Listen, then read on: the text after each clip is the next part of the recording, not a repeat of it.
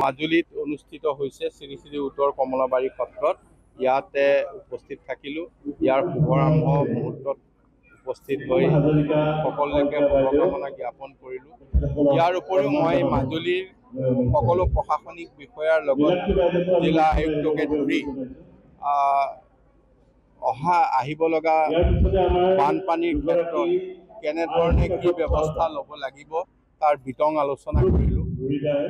আৰু ইয়াত যিখিনি বিশেষকৈ মাটিৰ সমস্যা আছিল, ইয়াত দুটা ৰাজহ চক্ৰ, এটা ৰাজহ চক্ৰত ২৭খন, এটা ৰাজহ চক্ৰত ৯খন নন কেডেষ্ট্ৰেল ভিলেজ আছে, য'ত ছাৰ্ভে হোৱা নাছিল। এতিয়া আমি ৩-৪ মাহৰ ভিতৰত ৩৬খন নন কেডেষ্ট্ৰেল ভিলেজ ইয়াত ছাৰ্ভে কৰি সম্পূৰ্ণ কৰিম।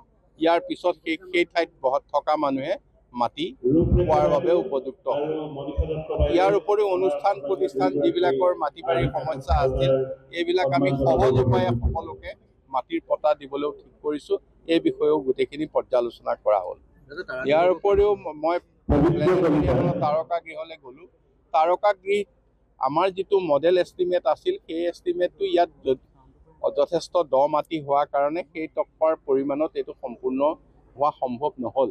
গতিকে অতিৰিক্ত আৰু ১৪ কোটি টকাৰ বাজেট দিছে। সেইখিনি আমি ইতিমধ্যে আমাৰ বিভাগৰ পৰা মুখ্যমন্ত্ৰীলৈ পঠাইছোঁ। অতি সোনকালে আমি চেংচন হ'ব বুলি ভাবিছোঁ। আৰু এই বছৰৰ ভিতৰতে মাজুলী জিলা বিজ্ঞান কেন্দ্ৰ তথা প্লেনেটেৰিয়াম, তাৰকা গৃহ এইবাৰ আমি আৰম্ভ কৰিব পাৰিম। অতিৰিক্ত ধন ১৪ কোটি টকা অতিৰিক্তভাৱে ইয়াত মাটি দ মাটিৰ কাৰণে খৰচ।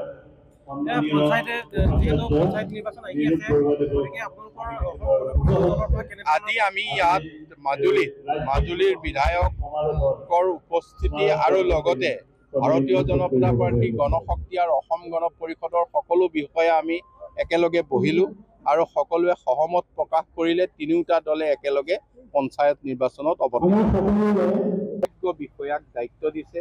ইয়াৰ সম্পূৰ্ণ যিখিনি ডছিয়াৰ সেইখিনি বনাই আমি ভাৰত চৰকাৰৰ জৰিয়তে ইউনেস্কোলৈ প্ৰেৰণ কৰিবৰ কাৰণে, যাতে মাজুলীক আমি বিশ্ব ঐতিহ্যৰ স্থান হিচাপে পুনৰ প্ৰতিষ্ঠা কৰিব পাৰোঁ। এই গোটেই বিষয়বস্তুটো আমি এজন বিশেষজ্ঞক দিছোঁ, তেওঁ KC নাৰিয়াল, যোনে চৰাইদেউ মৈদামৰ বিশেষজ্ঞ হিচাপে কাম কৰিছিল। আৰু তাৰ উপৰিও যিটো বিভাগ আমাৰ আৰ্কলজি বিভাগ, তেওঁলোকে গোটেই বিভাগটো আগবঢ়াই। মাজুলীত অনুষ্ঠিত হৈছে শ্ৰী শ্ৰী উত্তৰ কমলাবাৰী সত্ৰত। ইয়াতে উপস্থিত থাকিলোঁ। ইয়াৰ শুভাৰম্ভ মুহূৰ্তত উপস্থিত হৈ সকলোকে শুভকামনা জ্ঞাপন কৰিলোঁ। ইয়াৰ উপৰিও মই মাজুলীৰ সকলো প্ৰশাসনিক বিষয়াৰ লগত জিলা আয়ুক্তকে ধৰি আহিব লগা বানপানীৰ ক্ষেত্ৰত কেনেধৰণে কি ব্যৱস্থা ল'ব লাগিব তাৰ বিতং আলোচনা কৰিলোঁ। আৰু ইয়াত যিখিনি বিশেষকৈ মাটিৰ সমস্যা আছিল, ইয়াত দুটা ৰাজহ চক্ৰ, এটা ৰাজহ চক্ৰত ২৭খন, এটা ৰাজহ চক্ৰত ৯খন নন কেডেষ্ট্ৰেল ভিলেজ আছে, য'ত ছাৰ্ভে হোৱা নাছিল।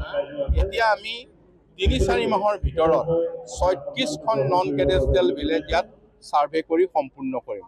ইয়াৰ পিছত সেই ঠাইত থকা মানুহে মাটি পোৱাৰ বাবে উপযুক্ত হ'ব।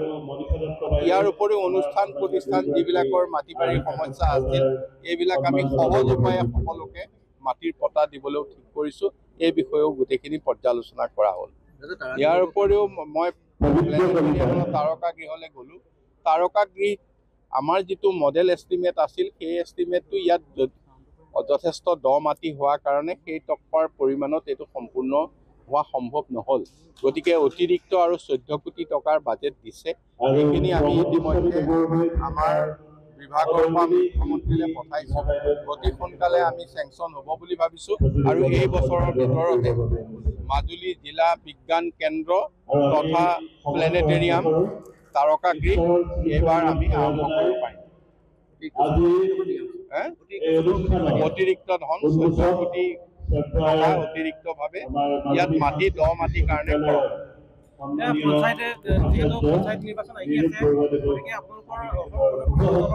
আজি আমি ইয়াত মাজুলীৰ বিধায়কৰ উপস্থিতি আৰু লগতে ভাৰতীয় জনতা পাৰ্টি গণশক্তি আৰু অসম গণ পৰিষদৰ সকলো বিষয়ে আমি একেলগে বহিলোঁ আৰু সকলোৱে সহমত প্ৰকাশ কৰিলে তিনিওটা দলে একেলগে পঞ্চায়ত নিৰ্বাচনত অৱতীৰ্ণ বিষয়াক দায়িত্ব দিছে।